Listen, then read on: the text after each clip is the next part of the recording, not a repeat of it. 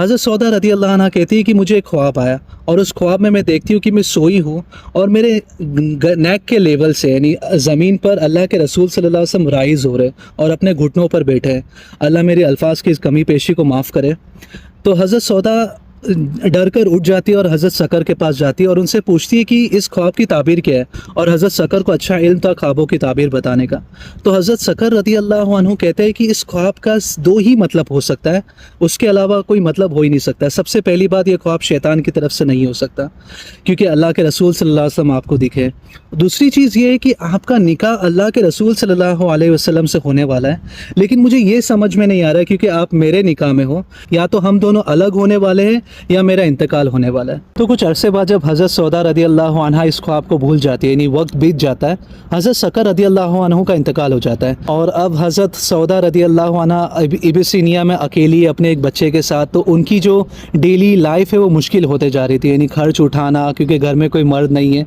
तो वो वापस मक्का आ जाती है अपने घर वालों के पास। तो अभी आप इस पर्टिकुलर सीन को इमेजिन कीजिए कि हज़रत सौदा रदी अल्लाह अन्हा जिनकी उम्र तकरीबन 50 साल थी, वो एक अपने बच्चे के साथ है, विधवा है और मक्का में वो शादी के लिए कंसिडरेबल नहीं थी, यानी कोई उनसे शादी नहीं करना चाहेगा। और ये जो साल था आमल हुज़्न का साल था। हज़रत खदीजा रदी अल्लाह अन्हा का इंतकाल हो चुका था और अबू तालिब भी नहीं थे। तो अल्लाह के रसूल सल्लल्लाहु अलैहि वसल्लम बहुत गमगीन थे। तो हज़रत खौला रदी अल्लाह अन्हा जो हज़रत खदीजा की बेस्ट फ्रेंड भी थी और उनके रिलेटिव भी थी, वो अल्लाह के रसूल सल्लल्लाहु अलैहि वसल्लम के पास आती है और कहती है, अन्नी अराका कद दखलत का खुल्लतुन निफ़क़ती खदीजा। तो वो कहती है, या रसूल अल्लाह, मैं क्यों ऐसा देखती हूँ कि खदीजा के जाने के बाद उसकी जुदाई ने आपको बहुत गमगीन कर दिया है। आप यानी उस तरह नहीं हो जैसे आप पहले रहते थे, आप बहुत गमगीन हो गए।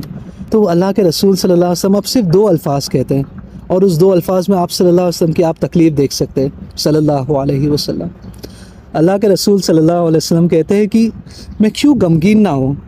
उम्मुल इयाल, वो मेरी फैमिली थी, यानी वो मेरी एक ही थी, वो रब्बतुल बैत, और वो मेरे घर को संभालने वाली एक ही औरत थी जिससे मैंने प्यार किया था।